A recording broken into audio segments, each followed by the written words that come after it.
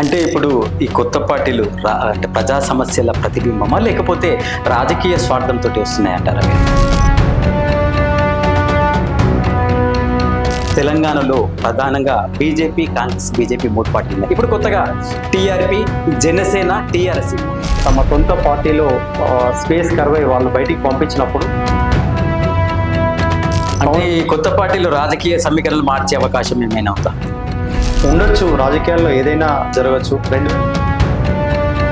ఇప్పుడు తెలంగాణ రాజకీయాల్లో పవన్ కళ్యాణ్ పేరు మారబోతుంది. గేమ్ చేంజర్గా మారి అక్కడ అనూహ్యంగా కేసీఆర్ గారు కేవలం ఒక 4 సార్లు తప్ప మిగతా అంతా కూడా ఫామ్ హౌస్కే పరిమితమయ్యారు. ఒక ప్రధానంగా ప్రజా సమస్యల్ని నెత్తిన పెట్టుకొని తను ప్రజలకి వివరించి ప్రభుత్వాన్ని నిలదీసిన సందర్భాలు అయితే చాలా తక్కువ. ఎమ్మెల్సీగా చేసిన ఘనత కేసీఆర్ అంటున్న మల్లన్న ఇప్పుడు తెలంగాణలో తెలంగాణ రాజ్యాధికార పార్టీని కూడా ఒక కొత్త ఎమ్మెల్సీ అవ్వడం అనేది ఒక రోజులో ఏమి జరగలేదు. బీజేపీ వ్యూహం ఎలా ఉండబోతుంది సార్? పవన్ కళ్యాణ్ గారికి నరేంద్ర మోడీ భారతీయ జనతా పార్టీ నుంచి తెలంగాణలో పవన్ కళ్యాణ్ వేస్తున్న అడుగుల వెనుక బీజేపీ ఉందని ఒక మాట వినిపిస్తోంది. జనసేన ఎంతవరకు అధికారం చేజిక్కించుకునే అవకాశం ఉంటుందంటారు? కేవలం ఫ్యాన్ ఫాలోయింగ్ ద్వారానే అధికారంలోకి రావడం అనేది జరగదు. ఇన్నాళ్ళు కేవలం హైదరాబాద్ పాత బస్తీకే పరిమితమైంది. ఈసారి మాత్రం పాత బస్తీని దాటి తెలంగాణ వ్యాప్తంగా పలు ప్రాంతాల్లో పోటీ చేసేందుకు కూడా వాళ్ళు ముఖ్యంగా కరీంనగర్ తీసుకున్నా లేదంటే హామీల అమల్లో అసంతృప్తిగా ఉన్నారని చెప్తుంది. ఇప్పుడు ఈ హామీలన్నీ కాంగ్రెస్ పార్టీకి ఉరిగా మారబోతున్నాయా? ఖచ్చితంగా. ఇప్పుడు రాష్ట్ర ఆర్థిక పరిస్థితితో సంబంధం లేకుండా అధికారంలోకి రావడమే లక్ష్యం. జెన్జీ, ఈ కొత్త యువత వీళ్ళు రాజకీయాలు అంటే పాత పార్టీలే. ఇప్పుడు 25 బిలో 30 బిలో ఉన్న వాళ్ళందరూ కూడా ప్రధానంగా బీజేపీ తోటి మమేకమై ఉన్నట్టు మనకు. స్థానిక సంస్థల ఎన్నికల్లో కొత్త పార్టీల ప్రభావం ఎంతవరకు ఉండబోతుంది? ఏదైనా ఒక బలమైన అంశం ప్రజల్లో ఉన్నప్పుడు ఆ అంశానికి వీళ్ళు వారధిగా ఉంటారు అనుకున్నప్పుడు మాత్రమే. తెలంగాణ భవిష్యత్తులో ప్రధాన ప్రత్యామ్నాయం ఎవరనుకుంటారు అసలు? రేవంత్ రెడ్డి గారు తరచూ చెప్తున్నారు 2034 వరకు కాంగ్రెస్. తెలంగాణలో అసెంబ్లీ ఎన్నికలకు ఇంకా 2.5 సంవత్సరాల సమయం మిగిలి ఉంది. అయినప్పటికీ తెలంగాణలో రాజకీయ అలజడి మొదలైంది.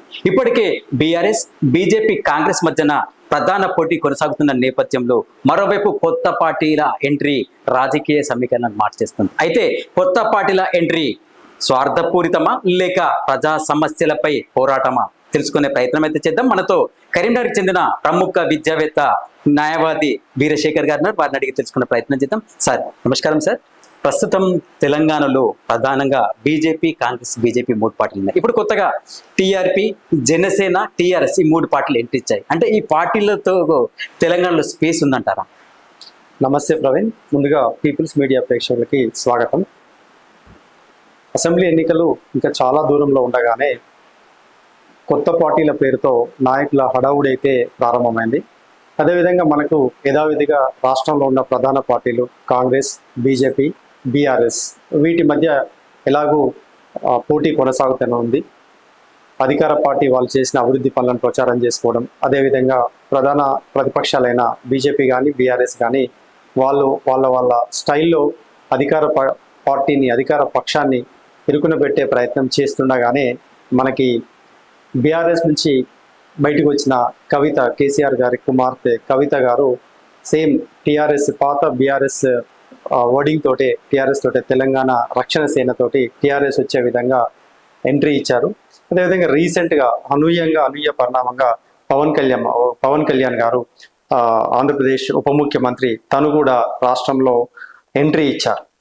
సో రాష్ట్రంలో ప్రధానంగా రాజకీయ వాతావరణం అంటే రాజకీయ స్పేస్ ఉందా లేదా అని పక్కన పెడితే రాష్ట్ర ప్రజలందరినీ కదిలించే సబ్జెక్ట్ అంశం మాత్రం ఏ విధంగానైతే టీఆర్ఎస్కి తెలంగాణ రాష్ట్ర సాధన అనే అంశం బలమైన అంశం ఉందో ఇప్పుడు అటువంటి అంశం అయితే వీళ్ళ దగ్గర ఏం లేదు. ప్రధాన అస్తం అయితే చెప్పలేం. రాజకీయాల్లో ఎప్పుడైనా ఏ ఇష్యూనైనా తీసుకొని, ఏ అంశాన్నైనా తీసుకొని దాన్ని ఒక రాజకీయ ఉద్యమంగా మలుచుకునే ఏ పార్టీ అయినా, ఏ నాయకుడైనా ఎప్పుడైనా వచ్చి ఎన్నికల్లో కలపడవచ్చు, వస్తే అధికారానికి రావచ్చు. బట్ ఇప్పుడు వస్తున్న ఈ రెండు కొత్త పార్టీలకైతే మరి ఎంత దూరం వెళ్తాయో అది ప్రజలే నిర్ణయిస్తారు. అంటే ఇప్పుడు ఈ కొత్త పార్టీలు అంటే ప్రజా సమస్యల ప్రతిబింబమా లేకపోతే రాజకీయ స్వార్థంతో వస్తున్నాయంటారా? మీరు ఏమంటారు? అదే ఇందాక మనం మాట్లాడుకున్నట్టు ఇప్పటికైతే ఒక ఎగ్జిస్టింగ్ రాజకీయ అంశాన్ని పట్టుకొని అయితే వాళ్ళు రావడం లేదు. పవన్ కళ్యాణ్ గారు తన గురించి మనము ముందే విశ్లేషించడం చాలా అంటే ముందస్తు అంశంగా అయిపోతుంది. ఎందుకంటే తనేం పొలిటికల్ ఎజెండా తోటి వచ్చినట్టు ఇక్కడ చెప్పట్లేదు. తెలంగాణలో తను ముందు నుంచి ఉన్నారు, తన ఫ్యాన్ ఫాలోయింగ్ ఉంది, అదేవిధంగా తన పార్టీకి సంబంధించిన నాయకత్వం కూడా ఉన్నప్పటికీ మొన్న మున్సిపల్ ఎన్నికల్లో పోటీ చేసినట్టుంది. అంతే తప్ప తను ఎక్కడ అసెంబ్లీ ఎన్నికల్లో ఇప్పటి వరకు పోటీ చేయలేదు. అదేవిధంగా తను ఎక్కడ రాజకీయ పరమైన అంశాలను కూడా ఎక్కడ లేవనెత్తడం లేదు. కేవలం తెలంగాణ సంక్షేమం పట్ల తనకున్న చిత్తశుద్ధిని మాత్రం తను చెప్పడం జరుగుతుంది. ఈ కవిత అంటే ఆమె ఒక రాజకీయ ఎజెండా తోటి రావడం కంటే ఒక వ్యక్తిగతమైన ఎజెండా తోటి బయటకు వచ్చింది. తనకి బీఆర్ఎస్ లో తమ సొంత పార్టీలో స్పేస్ కర్వై వాళ్ళు బయటికి పంపించినప్పుడు తన మనుగడ కోసం ఒక రాజకీయ అంశాన్ని ముందు పెట్టి, బీసీ అంశాన్ని ముందు పెట్టి ఒక పార్టీని ఏర్పాటు చేసి ప్రజల్లోకి అయితే రావడం జరుగుతుంది. మరి వీళ్ళు ఎత్తుకున్న అంశాలను ప్రజల్ని ఏ మేరకు ప్రభావితం చేస్తాయనేది వాళ్ళ చిత్తశుద్ధి మీద ఆధారపడి ఉంటుంది. అంటే ఇప్పుడు పవన్ కళ్యాణ్ గారికి ఫ్యాన్ ఫాలోయింగ్ ఉందని మీరు చెప్తున్నారు. అంటే ఫ్యాన్ ఫాలోయింగ్ గెలిచే అవకాశం ఉంటుందా? ఫ్యాన్ ఫాలోయింగ్ అనేది తన అధికారానికి కట్టబెట్టే అవకాశం ఉంటుందా? జనసేన ఎంతవరకు అధికారం చేయించుకునే అవకాశం ఉంటుంది అంటారు? కేవలం ఫ్యాన్ ఫాలోయింగ్ ద్వారానే అధికారంలోకి రావడం అనేది జరగదు.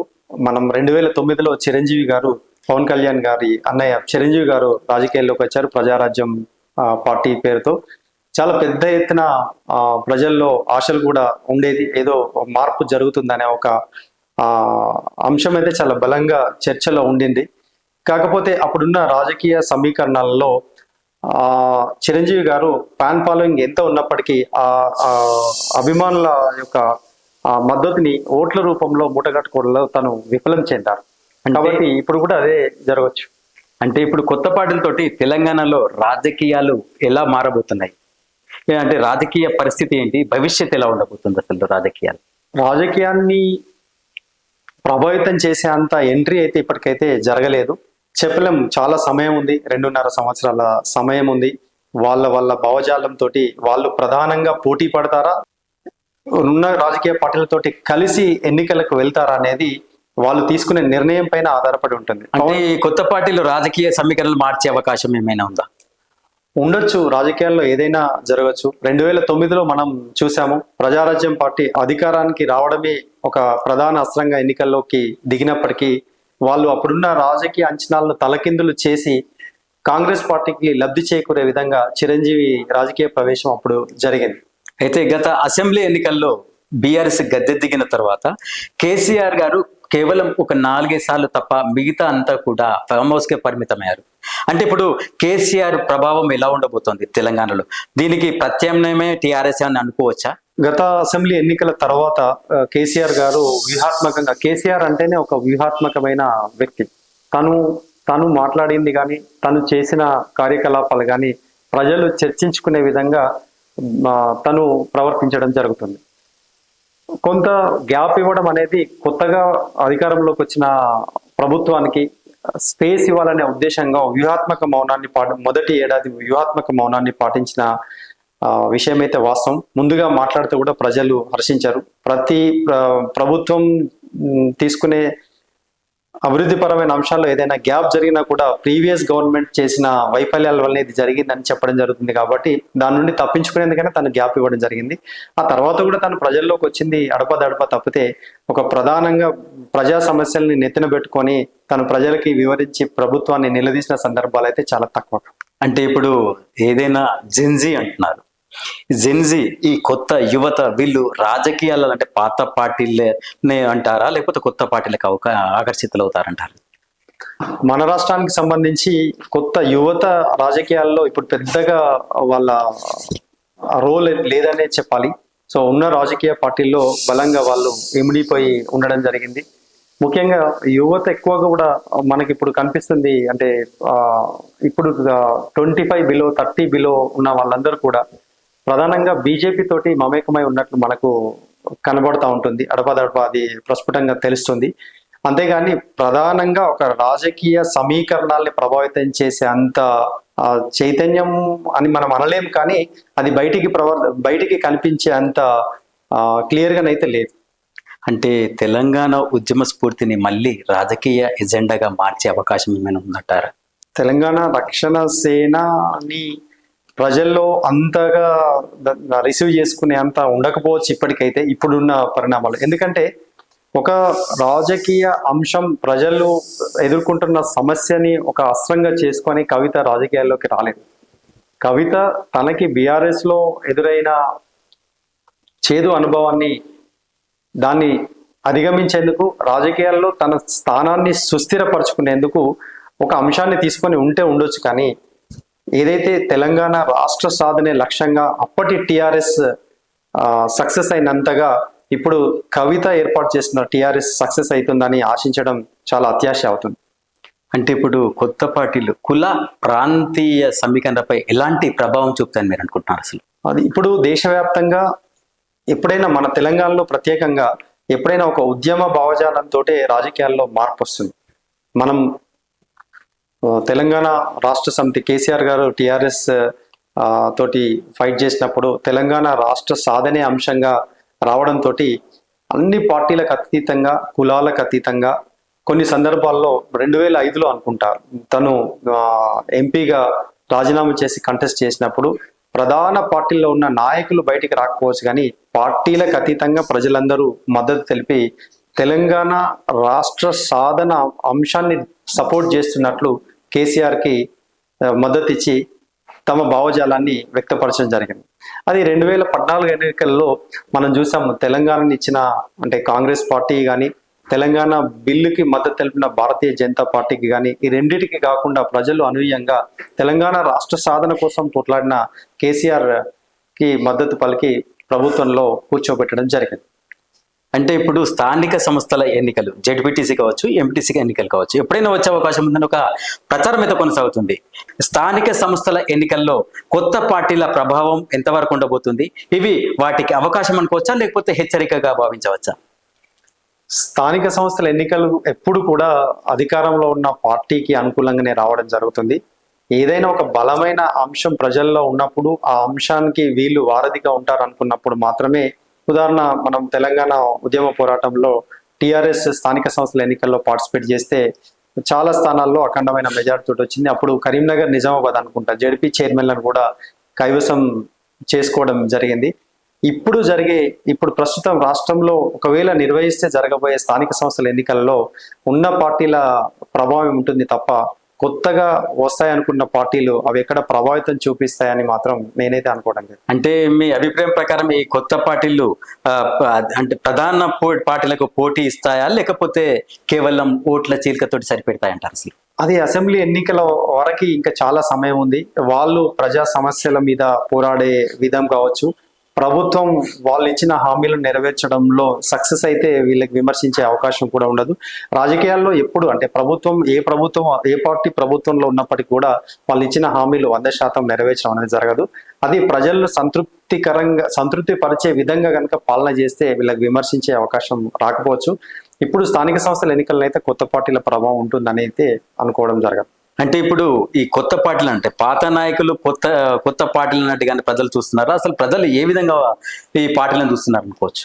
ప్రస్తుతం తెలంగాణలో అడుగుపెట్టిన కొత్త పార్టీ తోటి అడుగుపెట్టిన కవిత బీఆర్ఎస్ లో నిజామాబాద్ ఎంపీగా చేశారు, ఎమ్మెల్సీగా చేశారు.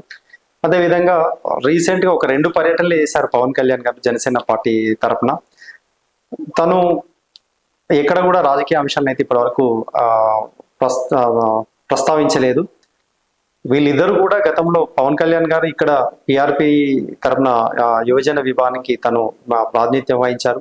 కవిత గారు కూడా పాత బీఆర్ఎస్ టీఆర్ఎస్ లో పనిచేశారు. వీళ్ళిద్దరిని కొత్త నాయకులుగా అంటే చూడరు, పాత నాయకులే వీళ్ళు. వాళ్ళు వచ్చే ప్లాట్ఫామ్ మాత్రం కొత్తది. అంటే తెలంగాణ భవిష్యత్తులో ప్రధాన ప్రత్యామ్నాయం ఎవరు అనుకుంటారు అసలు మీరు? వచ్చే ఎన్నికల వరకు ఎవరు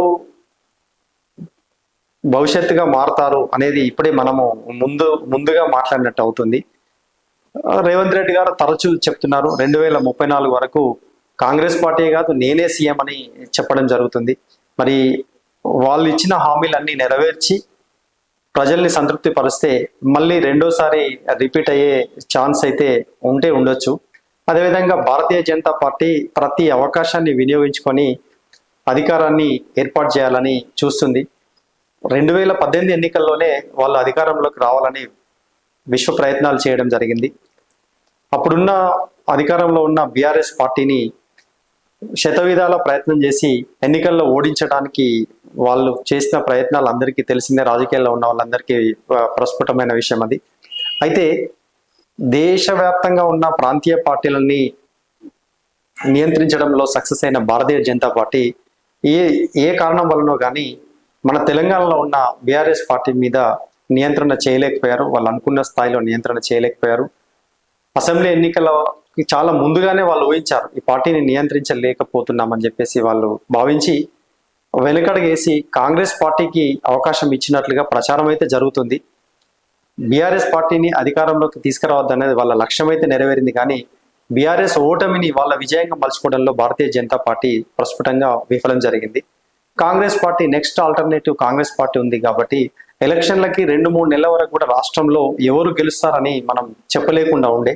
కానీ అనూహ్యంగా ఎన్నికలకు ఒక నెల ముందు, గత డిసెంబర్ 2023 డిసెంబర్లో ఎన్నికలకు ఒక నెల ముందు క్లియర్ కట్గా భారతీయ జనతా పార్టీ పక్కకు జరిగిన విషయం ప్రజలకు తెలిసిపోయి అనూహ్యంగా ప్రజలు కాంగ్రెస్ వైపు మరలడం జరిగింది.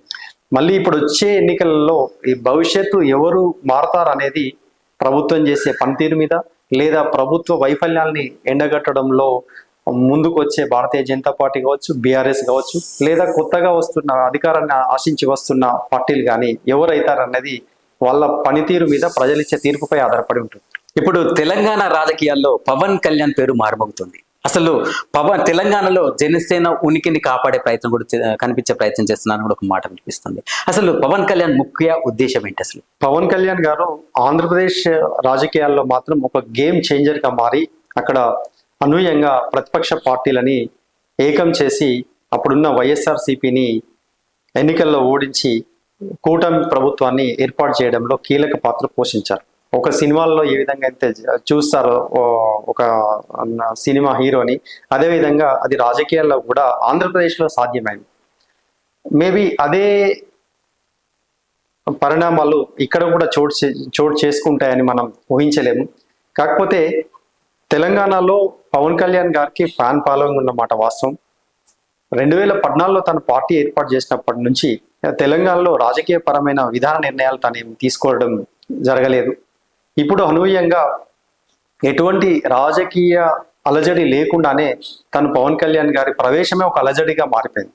కానీ కాంగ్రెస్ పార్టీ ఎందుకు భుజాన వేసుకొని విమర్శించిందో తెలియదు, కానీ 2018 ఎన్నికల్లో ఇప్పుడు ఏదైతే ఆంధ్రప్రదేశ్లో మహాకూటమిలో తెలుగుదేశం పార్టీ ప్రధాన పార్టీ ఉందో ఆ తెలుగుదేశం పార్టీ ఇక్కడ 2018లో మహాకూటమి జతగట్టినప్పుడు కాంగ్రెస్ పార్టీ అన్ని ప్రతిపక్షాలతోటి జతగట్టినప్పుడు తెలుగుదేశం పార్టీ కూడా ఉంది.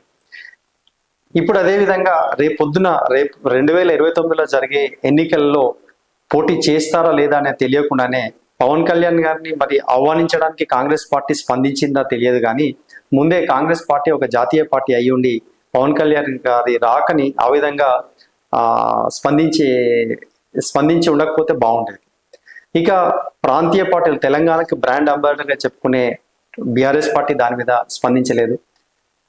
పవన్ కళ్యాణ్ గారి ద్వారా ఆయన మీద జరిగే చర్చ ద్వారా లబ్ధి పొందాలని టిఆర్ఎస్ ఇప్పుడున్న తెలంగాణ రక్షణ సేన కవిత గారు పవన్ కళ్యాణ్ గారి పర్యటన మాత్రం తాను తీవ్రంగా విభేదించారు. ఇవన్నీ చర్చ కోసం జరిగే అంశాలే తప్ప ఎవరు ఏం చేస్తారనేది అది ప్రజలు నిర్ణయిస్తారు. పవన్ కళ్యాణ్ గారు ఆంధ్రప్రదేశ్లో గేమ్ చేంజర్ అయినట్టు తెలంగాణలో కూడా అవే పరిణామాలు చోటు చేసుకుంటాయని చెప్పడం అంత ఈజీ కాదు. అంటే ఇప్పుడు తెలంగాణలో పవన్ కళ్యాణ్ వేస్తున్న అడుగుల వెనుక బీజేపీ ఉందని ఒక మాట వినిపిస్తోంది. అసలు బీజేపీ వ్యూహం ఎలా ఉండబోతుంది సార్? బీజేపీ వ్యూహం ఏంటి? పవన్ కళ్యాణ్ గారు ఆంధ్రప్రదేశ్ ప్రభుత్వంలో మహాకూటమిలో భాగస్వామి. అక్కడ భారతీయ జనతా పార్టీ కూడా కూటమిలో భాగస్వామిగా ఉంది. పవన్ కళ్యాణ్ గారికి నరేంద్ర మోడీ భారతీయ జనతా పార్టీ నుంచి ప్రత్యేకంగా మరీ ముఖ్యంగా నరేంద్ర మోడీ గారి నుంచి చాలా ఎంకరేజ్మెంట్ ఉన్నట్లయితే కనిపిస్తుంది వాళ్ళ ఇద్దరి మధ్య జరుగుతున్న సమావేశాలు కానివి. కాకపోతే బీజేపీ ఎక్కడ పవన్ కళ్యాణ్ గారిని బహిరంగంగా పుష్ చేస్తున్నట్టు మనకు కనిపించకపోయినా పవన్ కళ్యాణ్ గారి ఆచరణ మీద భారతీయ జనతా పార్టీ ప్రభావం అయితే ఖచ్చితంగా ఉంటుంది. తెలంగాణలో అధికారంలోకి రావడానికి భారతీయ జనతా పార్టీ విశ్వ ప్రయత్నాలు చేస్తుందని చర్చ అయితే నడుస్తుంది. మరి ఆ విశ్వ ప్రయత్నాల్లో ఇది కూడా పవన్ కళ్యాణ్ని ముందు పెట్టి రాజకీయం చేయడం కూడా ఒక ప్రయత్నం అయితే ఉంటుంది. అంటే ఇప్పుడు మళ్ళీ కాంగ్రెస్ గద్దెనెక్కిన తర్వాత ఎప్పుడైతే బీఆర్ఎస్ గద్దె దిగిందో అప్పటి నుండి కూడా కేసీఆర్ కేవలం ఎరవెల్లి ఫామ్ హౌస్ కి పరిమితమైన వేళ్ల మీద లెక్క పెట్టినట్టు 4 నుంచి 5 సార్లు తప్ప ఆయన ఎప్పుడు బయటకు వచ్చిన పని లేదు. ఇప్పుడు కేసీఆర్ అంటే బీఆర్ఎస్ ని అటు కేటీఆర్ ఇటు హరీష్ రావు తమ భుజస్కంధాల మీద తీసుకుని ముందుకు లాక్కెళ్లే ప్రయత్నం చేస్తున్నారు. ఇలాంటి పరిస్థితుల్లో బీఆర్ఎస్ బలపడిందని మీరు అనుకుంటున్నారా, బలహీన పడిందని మీరు అనుకుంటున్నారా? తెలంగాణ రాజకీయ ప్లాట్ఫామ్లో బీఆర్ఎస్ పాత టీఆర్ఎస్ దీనికి ఒక ప్రత్యేకమైన స్థానం అయితే ఉంది. ఒక ఏమీ లేని శూన్యం నుంచి నిజానికి ఒక రాజకీయ అలజడి సృష్టించారని చెప్పుకుంటారు వాళ్ళు. దీనికి కర్త కర్మ క్రియ అంతా కూడా కేసీఆర్ గారు. తాను తెలంగాణ రాష్ట్ర సాధనలో ముఖ్య భూమిక పోషించారు. అందరినీ ఏకం చేసి ఉద్యమాన్ని బలోపేతం చేసి అసాధ్యం అనుకున్న రాష్ట్ర సాధనను సాధ్యం చేశారు. దాన్ని గుర్తించిన ప్రజలు అటు కాంగ్రెస్కి ఇటు బీజేపీకి కాకుండా టీఆర్ఎస్కి అప్పటి టీఆర్ఎస్కి పట్టం కట్టడం జరిగింది. దీంట్లో ఎవరు కాదనలేని వాస్తవం. ప్రజల్లో ఒక బలమైన ముద్ర వేసిన నాయకుడు కేసీఆర్. కేసీఆరే టీఆర్ఎస్, టీఆర్ఎస్ అంటేనే కేసీఆర్, అది వాళ్ళు కూడా చెప్తారు. 2029 ఎన్నికలకు కూడా స్వయంగా కేటీఆర్ఏ మళ్ళీ వచ్చేది కేసీఆర్ అని చెప్పడం జరుగుతుంది. కేసీఆర్ మౌనంగా ఉన్నంత మాత్రాన రాజకీయాలు ఆయన పని అయిపోయిందని అనుకోవడం హాస్యాస్పదం అవుతుంది. కాకపోతే వయసు రీత్యా కావచ్చు, లేకపోతే తనకి ఏ క్షణమైన రాజకీయాల్ని మలుపు తిప్పే చతురత ఉందని అనుకోవడం కావచ్చు, కేసీఆర్ అనుకోవడం కావచ్చు, అది ఇంతకుముందు చాలాసార్లు ప్రూవ్ కూడా అవ్వడం జరిగింది. ఆ కారణాల రీత్యా తను మౌనంగా ఉండొచ్చు, కానీ కేసీఆర్కి ప్రత్యామ్నాయం మళ్ళీ ఇంకొక నాయకుడు అవుతారని చెప్పలేదు. అంటే ఇప్పుడు జర్నలిస్ట్ తెలంగాణ న్యూస్ లో అంటే వార్తల్లో సరికొత్త ఒరవడి సృష్టించిన తీన్మార్ మల్లన్న నన్ను ఎమ్మెల్సీని చేసిందే కేసీఆర్ అంటారు. ఎందుకంటే ఒక మామూలు జర్నలిస్ట్ గా వార్తలు చదువుకున్న నన్ను మంచి లైమ్ లైట్ లోకి తీసుకొచ్చి నన్ను ఎమ్మెల్సీగా చేసిన ఘనత కేసీఆర్ అని అంటున్న మల్లన్న ఇప్పుడు తెలంగాణలో తెలంగాణ రాజ్యాధికార పార్టీని కూడా ఒక కొత్త పార్టీని తీసుకొచ్చారు. రాబోయే ఎన్నికల్లో టీఆర్పీ ప్రభావం ఎలా ఉండబోతుంది? తీన్మార్ మల్లన్న ఎమ్మెల్సీ అవ్వడం అనేది ఒక రోజులో ఏమి జరగలేదు. అప్పుడు మనకి తెలంగాణ రాష్ట్ర సాధన జరిగిన తర్వాత టీఆర్ఎస్ ప్రభుత్వాన్ని ఏర్పాటు చేసి మొదటి దఫా ప్రజల్లో అంత పెద్ద వ్యతిరేకత లేదు, కానీ రెండో దఫా ప్రభుత్వాన్ని నడిపించినప్పుడు టీఆర్ఎస్ ప్రభుత్వము చాలా నియంత్రిత పోకడలేకపోయిందని ప్రజలు గుర్తించడం వల్ల ఆల్టర్నేటివ్ వాయిస్ ప్రజల తరఫున మాట్లాడే వ్యక్తిగా తీన్మార్ మల్లన్న ముందు వరుసలో నిలబడంతో ఆయన ప్రసారం చేసే ప్రోగ్రాంలో కావచ్చు, ఆయన మాట్లాడే తీరు కావచ్చు, ప్రజలు చాలా అట్రాక్ట్ అయ్యారు. ఏ అవకాశం వచ్చినా ప్రశ్నించే గొంతులని నియంత్రించడంలో కేసీఆర్ సక్సెస్ అయ్యారు. అదేవిధంగా తీన్మార్ మల్లన్న కూడా నియంత్రించేందుకు తను చేసిన ప్రయత్నాలే తీన్మార్ మల్లన్నని ప్రజల్లో ఒక హీరోగా నిలబెట్టాయి. అవకాశం వచ్చినప్పుడు తను ఎన్నికల్లో నిలబడి ఎమ్మెల్సీ అయితే కాగలిగారు. కాంగ్రెస్ పార్టీ మద్దతుతోటి ఎమ్మెల్సీ అయితే కాగలిగారు. ఆ తర్వాత వాళ్ళ పార్టీలో వచ్చిన పరిణామాలతోటి తనను కాంగ్రెస్ పార్టీ దూరం పెట్టింది. దానికి ఏమాత్రం స్పందించకుండా తీన్మార్ మల్లన్న బీసీ రాజ్యాధికార పార్టీ అని పెట్టడం జరిగింది. నిజానికి ఇప్పుడు ప్రస్తుత రాజకీయాల్లో దేశవ్యాప్తంగా, అది తెలంగాణలో మరీ ముఖ్యంగా బీసీ రిజర్వేషన్ల అంశాన్ని రాజకీయాల్లో ఒక ప్రధాన చర్చ అయితే నడుస్తుంది. దాన్ని టేకప్ చేసి ఒక పెద్ద నాయకుడిగా ఎదుగుదామని తీన్మార్ మల్లన్న ప్రయత్నం చేసి ఉండొచ్చు. ఒక పార్టీగా తను ముందుకు రావడం జరిగింది. కాకపోతే ఇప్పటి వరకు అది రాష్ట్ర వ్యాప్తంగా సమీకరణ చేసి కార్యకర్తల పార్టీ నిర్మాణము, కార్యకర్తల చేరికలు ఇప్పటి వరకైతే జరగడం లేదు. అంటే తెలంగాణలో బలమైన ఓటు బ్యాంక్ కలిగిన మరో పార్టీ ఉంది, ఎంఐఎం. ఎంఐఎం ఇన్నాళ్ళు కేవలం హైదరాబాద్ పాత బస్తీకే పరిమితమైంది. ఈసారి మాత్రం పాత బస్తీని దాటి తెలంగాణ వ్యాప్తంగా పలు ప్రాంతాల్లో పోటీ చేసేందుకు కూడా వాళ్ళు వ్యూహాలు రచిస్తున్నారని ఒక మాట కూడా వినిపిస్తుంది. ఇప్పుడు ఎంఐఎం తెలంగాణ వ్యాప్తంగా పోటీ చేస్తే ఎవరి ఓట్లు చీలనున్నాయి? ఎంఐఎం తన రాజకీయ ప్రాతినిధ్యం ఎప్పుడు హైదరాబాద్ చుట్టూరానే ఉంటుంది. హైదరాబాద్ దాటి వచ్చిన వాళ్ళు ఓట్లను చీల్చడానికి మాత్రమే రావడం జరుగుతుంది, కానీ గెలుపు సంభవించిన అంశాలైతే సందర్భం అయితే లేదు. ముఖ్యంగా కరీంనగర్ తీసుకున్నా, లేదంటే బోధన్ తీసుకున్నా, వరంగల్ తీసుకున్నా, ఓట్లను చీల్చితే చీల్చొచ్చు. అంటే ఇంతకుముందుకి 2014 ముందు ఎంఐఎం అంటే కాంగ్రెస్ తోటి మాత్రమే పొత్తు ఉంటుందని అనుకున్నాం. కానీ అనూహ్యంగా ఎప్పుడైతే కాంగ్రెస్ పవర్ కోల్పోయిందో ఎంఐఎం పార్టీ టిఆర్ఎస్ తోటి జతకట్టి అనేక ఎన్నికల్లో కలిసి వాళ్ళు పనిచేయడం జరిగింది. ఇప్పుడు వాళ్ళు హైదరాబాద్ దాటి వచ్చినా కూడా వాళ్ళ ప్రభావం మాత్రం హైదరాబాద్ మట్టుకే ఉంటుంది. బయట వాళ్ళు పోటీ చేయడం వల్ల మతతత్వ రాజకీయాలు చేస్తారు కాబట్టి ఆల్టర్నేటివ్గా వాళ్ళు పోలరైజ్ అవ్వడానికి మాత్రమే వాళ్ళు పనికొస్తారు. వాళ్ళ ఓట్లు పోలరైజ్ అవ్వడానికే పనికొస్తాయి. జనరల్గా ఇప్పుడు అధికారంలో ఎవరు ఉంటే వాళ్ళ మద్దతు తెలపడం జరుగుతుంది. వాళ్ళు పోటీ చేయడం వల్ల ఉన్న ప్రస్తుతం ఎవరైతే అధికారంలో ఉంటారో వాళ్ళ ఓట్లు మాత్రం డెఫినెట్లీ చీలడం జరుగుతుంది. ఇప్పుడు హామీల అమల్లో కాంగ్రెస్ వెనుకబడిందని ప్రతిపక్షాలు అంటున్నాయి. హామీలు అమలు చేయడం లేదని కూడా చెప్తున్న పరిస్థితులు, ఇటు ప్రజలు కూడా హామీల అమల్లో అసంతృప్తిగా ఉన్నారని చెప్తుంది. ఇప్పుడు ఈ హామీలన్నీ కాంగ్రెస్ పార్టీకి ఉరిగా మారబోతున్నాయా? ఖచ్చితంగా. ఇప్పుడు రాష్ట్ర ఆర్థిక పరిస్థితితో సంబంధం లేకుండా అధికారంలోకి రావడమే లక్ష్యంగా కాంగ్రెస్ పార్టీ హామీలను కురిపించడం జరిగింది.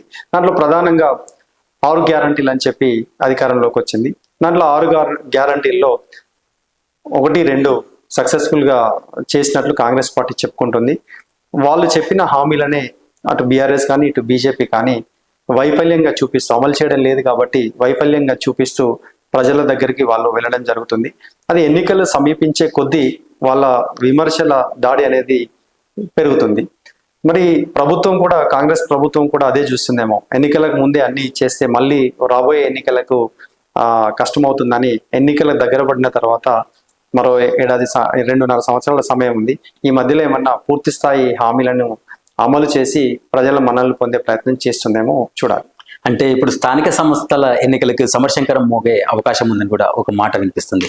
ఇప్పుడు స్థానిక సంస్థల ఎన్నికల్లో ఎప్పుడు ఏ పార్టీ అధికారం అంటే ఆ పార్టీకి అవకాశాలు ఎక్కువ ఉంటాయని చెప్తున్నారు. అయితే ఇప్పుడు స్థానిక సంస్థల ఎన్నికలు వస్తే అధికార పార్టీలో ఉన్న కాంగ్రెస్ కి ఏమన్నా అవకాశాలు ఉంటాయా, లేకపోతే ప్రతిపక్షాలు ఏమన్నా పాగా వేసే అవకాశం ఉందా? అంటే ఇప్పుడు ప్రధానంగా జరిగే స్థానిక సంస్థల ఎన్నికలు గ్రామీణ ప్రాంతాల్లో జరుగుతాయి కాబట్టి కాంగ్రెస్ పార్టీ ప్రధానంగా అటు రైతు రుణమాఫీ కానీ, ఇటు రైతు బంధు స్థానంలో రైతు భరోసా అని ఏర్పాటు చేయడం జరిగింది. దీంట్లో 100% అమలైనట్లుగా ఇక్కడ కనిపించడం లేదు. అటు రైతు రుణమాఫీ కానివ్వండి, ఇటు రైతు భరోసా కానివ్వండి 100% అమలవుతున్నట్టు లేదు. ఆ మేరకు కాంగ్రెస్ పార్టీ ఎదురొడ్డాల్సి వస్తుంది. కాకపోతే అంతిమంగా జరిగేది ఏంటంటే స్థానిక సంస్థల ఎన్నికలు ఎప్పుడు కూడా అధికారంలో ఉన్న పార్టీకి అనుకూలంగానే జరుగుతాయి. వాళ్ళకి నాయకులు ఉంటారు, యంత్రాంగం ఉంటుంది కాబట్టి ఏదో విధంగా గట్టెక్కే ప్రయత్నం చేస్తారు. కానీ హామీల అమలు చేయకపోవడం అనేది అది క్షేత్రస్థాయిలో మాత్రం కనిపిస్తుంది. అంటే ఇప్పుడున్న పరిస్థితుల్లో కూడా అసెంబ్లీ ఎన్నికలు వస్తే ఏ పార్టీ గద్దెనెక్కుతుంది అనుకుంటారు? కాంగ్రెస్ మళ్ళీ వస్తుందా, లేకపోతే మిగతా ఏ పార్టీకి అవకాశాలు ఎక్కువ అంటారు? అసలు రాజకీయాల్లో ఎప్పుడు ఏమైనా జరగవచ్చు. అంటే ప్రజలు ఎప్పుడు కూడా గుమ్మనంగా ఉంటారు. అంటే వాళ్ళు ఒకసారి ఓటు వేసిన తర్వాత నాయకుల్ని ప్రశ్నించే అవకాశం ఉండదు. వాళ్ళు ఇచ్చిన హామీలు కానివ్వండి, వాళ్ళు చేస్తామన్న అభివృద్ధి పనులు చేయకపోవడం కానీ ఎక్కడ వాళ్ళకి ప్రశ్నించే అవకాశం లేదు. మనకి ప్రత్యక్షంగా మనకున్న పొలిటికల్ సిస్టంలో ప్రభుత్వాన్ని ఎన్నుకోవడం వరకే వాళ్ళ పని, కానీ ఆ తర్వాత వాళ్ళ పనితీరును సమీక్షించే అవకాశం ప్రజలకు లేదు. ఈ పనితీరును సమీక్షించే ఇటు పత్రికలు కానివ్వండి, లేదా ఇటు రాజకీయ పార్టీలు కానివ్వండి, ఆ ప్రజలు ఎప్పుడో పత్రికల మీద ఆధారపడడం దాదాపుగా మానేశారు. ఈ సోషల్ మీడియా ఇంత పెరిగింది అంటే కారణం ప్రధాన పార్టీల బయాసే ఇవి పెరగడానికి ఒక కారణం. ఇప్పటికిప్పుడు ఎన్నికలు వస్తే అది ప్రజలు ఎదుర్కొంటున్న సమస్యలను బట్టి ఆధారపడి ఉంటుంది. అది ఎప్పుడు ఏదైనా జరగవచ్చు. ఓకే అన్న, థ్యాంక్ యూ. ఇదండి ప్రస్తుతం మన కరీంనగర్ చెందిన వీరశేఖర్ గారి మనోగతనం. రాజకీయాల్లో కొత్త పార్టీలు కొత్త రంగులొద్దుతాయా, లేకపోతే సరే పాత సమీకరణలకే కొత్త రంగులొద్దుతాయా, ఇది మాత్రం ప్రజలు తేల్చాల్సి ఉంటుందని చెప్తున్నారు. ప్రస్తుత పరిస్థితుల్లో ప్రజలు ఎవరినైతే మెస్తారో, ప్రజలు ఎవరికైతే ఓటేస్తారో వాళ్ళే గెలిచి గద్దెక్కే అవకాశం ఉందని చెప్తున్నారు. అది ఎవరైనా బీజేపీ కావచ్చు, కాంగ్రెస్ కావచ్చు, బీఆర్ఎస్ కావచ్చు, ఏదైనా ప్రజల మనసుని గెలుచుకోవాలని చెప్తున్న పరిస్థితులు ఉన్నాయి. ఇది ప్రస్తుతం వీరశేఖర్ గారి మనోగతం. పీపుల్స్ మీడియాతో ప్రవీణ్ ఎరబాటి, కరీంనగర్.